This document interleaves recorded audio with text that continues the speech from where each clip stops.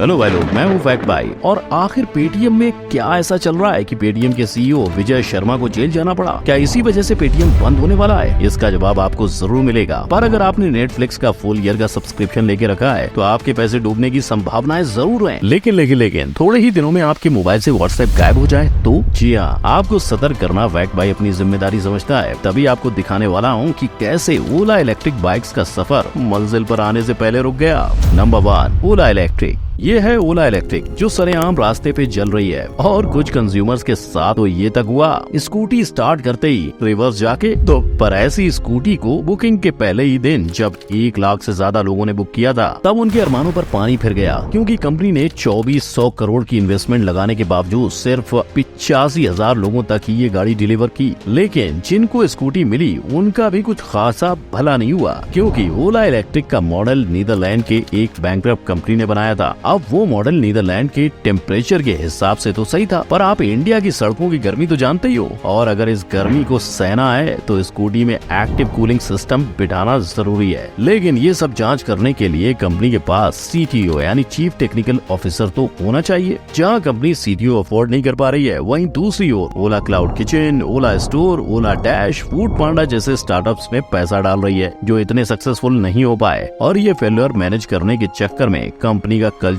इतना टॉक्सिक बन गया कि एम्प्लॉय खुद कंपनी को छोड़ के जा रहे हैं। Number 2, JBL। घर का भेदी लंका है, ऐसा ही कुछ हुआ JBL के साथ। 2016 में JBL से एक एम्प्लॉय बाहर निकल के एक ऐसा ब्रांड बनाता है जो JBL के साथ साथ सारे कॉम्पिटिटर्स को मात दे के मार्केट कैप्चर कर लेता है और सीधा जाके शार्क टैंक की कुर्सी पे बैठता है। जी हाँ, हम बात कर रहे हैं अमन गुप्ता की, जिन्होंने पहले तो JBL में रह के ईयरफोन्स का पूरा मार्केट गेम समझ लिया और फिर मार्केट में अपने प्रोडक्ट्स के लिए जगह ढूंढ ली। दरअसल हमेशा से ही इस मार्केट में कॉम्पिटिटर्स की कमी रही थी, पर उनके प्रोडक्ट्स के प्राइसेस को देखोगे तो एक अच्छा हाई क्वालिटी ईयरफोन खरीदने के लिए 999 रूपए लगते हैं। उस प्राइस को कम करके JBL ने 799 कर दिया, पर अमन भैया ने JBL से 4 कदम आगे जाते हुए ये प्राइस 299 तक नीचे लाए और गेम चेंज क्यों हिला डाला ना।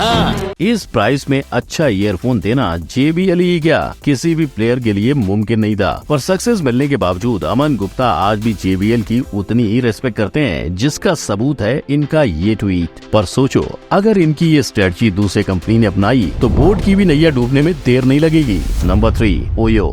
एक रिवॉल्यूशनरी ब्रांड जिसने लोगों को होटल बुक करने का ऐसा ऑप्शन दिया जिसे 15 साल पहले शायद ही कोई सोच न पाता। लेकिन इस सोच का जन्म हुआ सिर्फ 19 साल के रितेश अग्रवाल से। 2012 से 2019 देखते ही देखते ओयो ने 500 से भी ज्यादा होटल से टाई अप कर लिया। पर कोरोना के चलते होटल इंडस्ट्री की बैंड बज गई और यहीं से ओयो की रातें सुनी सुनी हो गयी। और तब मार्केट में कदम पड़े एयरबीएनबी के, जिसने लोगों को रहने के लिए ओयो से सस्ती जगह दी और जो चीजें ओयो के पास नहीं थी वो सारी चीजें एयरबीएनबी से कस्टमर्स को मिलने लगी, जैसे कि घर का खाना, कल्चरल एक्सचेंज और दूसरी फैमिलीज के साथ रहने का एक्सपीरियंस भी। इस वजह से जहां एक तरफ एयरबीएनबी के कस्टमर्स बढ़ रहे थे, वहीं दूसरी ओर ओयो रूम्स के कंप्लेंट्स भी बढ़ गए। रूम का क्लीनलीनेस, होटल रूम्स में कैमरास पकड़े जाना, एक ही डेट पे मल्टीपल बुकिंग्स, ऐसे सारे सीरियस इश्यूज आज ओयो की इमेज और उसका बिजनेस हर दिन इतना नीचे जा रहा है कि शायद ओयो को बंद ही करना पड़े। नंबर 4, पेटीएम करो। ये आवाज शायद आपकी अगली पीढ़ी ना सुन पाए, क्योंकि आज तक पेटीएम और उसके सीईओ पे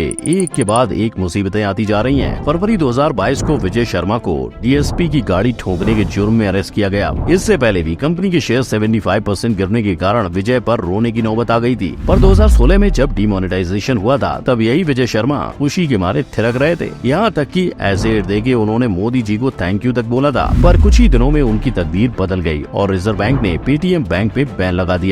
वजह KYC प्रोसीजर, जिससे लोगों का फाइनेंशियल डेटा पेटीएम के पास स्टोर हो रहा था। और उसके बाद मार्केट में मानो ऑनलाइन पेमेंट्स ऐप की बाढ़ आ गई। पर इस कंपटीशन में भी पेटीएम बच जाता अगर उसने अपना फोकस सिर्फ ऑनलाइन पेमेंट पे रखा होता, क्योंकि Paytm mall, Paytm cinema, railway tickets booking के जैसे ऑप्शन से उनका पैसा अलग अलग जगह पे बढ़ता चला गया और आज पूरा मार्केट कैप्चर करने वाला पेटीएम सिर्फ 15% पे आ गया है। अगर ऐसा ही चलता रहा तो वो दिन दूर नहीं जब पेटीएम को अपने ऑफिस को ताला लगाना पड़ जाएगा। Number 5, Netflix. ये कंपनी शटडाउन के उस कगार पे है जहां शायद आप आने वाले दिनों में किसी को नेटफ्लिक्स और चिल के लिए नहीं पूछ पाओगे। पर एक समय था जब OTT प्लेटफॉर्म का मतलब नेटफ्लिक्स हुआ करता था, क्योंकि नेटफ्लिक्स के फाउंडर रीड हेस्टिंग्स ने ही OTT को जन्म दिया था। कहते हैं उन्होंने एक बार ब्लॉकबस्टर से एक मूवी रेंट पर ली, जो उस समय का इकलौता मूवी रेंट पर देने वाला बिजनेस था।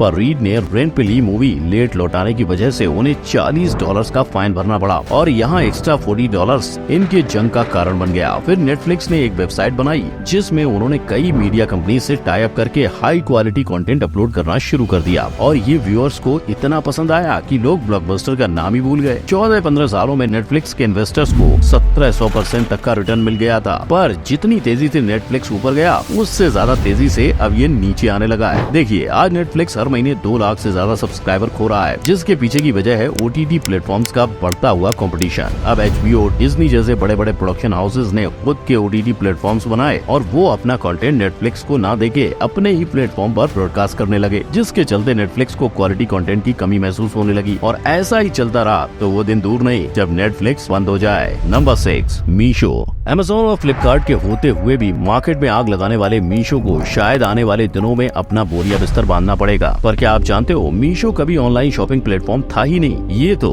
2 IITians ने रीसेलिंग के लिए बनाया हुआ ऐप था, जिसका मकसद साफ था, लोकल सेलर्स को प्लेटफॉर्म अवेलेबल कर देना, इंडिया की औरतों को चीजें रीसेल करके पैसे कमाने की अपॉर्चुनिटी देना और एक 0 कमीशन रीसेलिंग प्लेटफॉर्म बनाना। और उनका ये मकसद सक्सेसफुल भी हो रहा था कि उन्होंने ऑनलाइन शॉपिंग प्लेटफॉर्म बनाकर एक बड़ी गलती कर दी, क्योंकि अब मीशो जैसे छोटे तालाब की मछली Amazon और फ्लिपकार्ट जैसे बड़े शार्क के समंदर में आ गई थी। लेकिन इन्वेस्टमेंट कम होने के कारण वो अपने कॉम्पिटिटर जैसा कस्टमर सपोर्ट और गुड क्वालिटी प्रोडक्ट्स देने में असफल हो गए। इसके अलावा वो अब फेक ऑर्डर से भी जूझ रहे हैं, जिसके चलते रिटर्न पॉलिसी रेशियो 70% पे पहुंच गया है और अब इनके लॉसेस दिन ब दिन बढ़ते ही जा रहे हैं। अगर ऐसा ही चलता रहा तो मीशो को अलीबाबा बनने में देर नहीं लगेगी। Number 7, Facebook.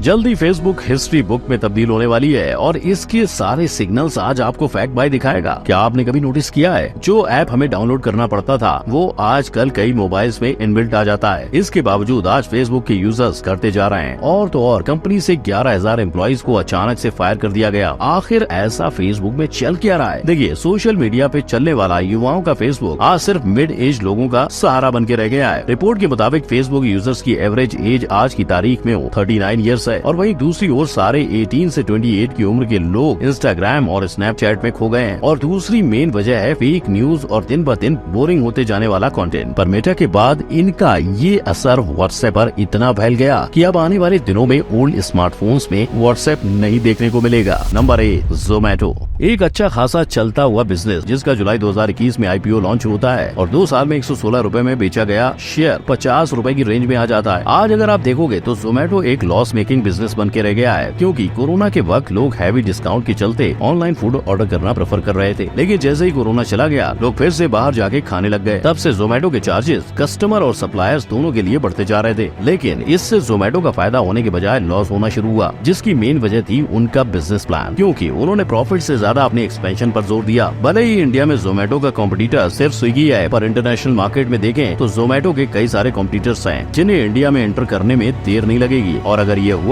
तो शायद आने वाले दिनों में वो जोमैटो को ही खा जाएं। तो भाई लोग, जो कंपनीज बंद होने वाली हैं उनके बारे में तो मैंने आपको बता दिया, पर अगर उन ब्रांड्स के बारे में आपको जानना होगा जो लोगों को मामू बनाकर पैसे लूटते हैं तो आई बटन पर क्लिक कीजिए। ये वीडियो पसंद आया हो तो लाइक, शेयर, कमेंट और चैनल को सब्सक्राइब करना मत भूलना। जय हिंद।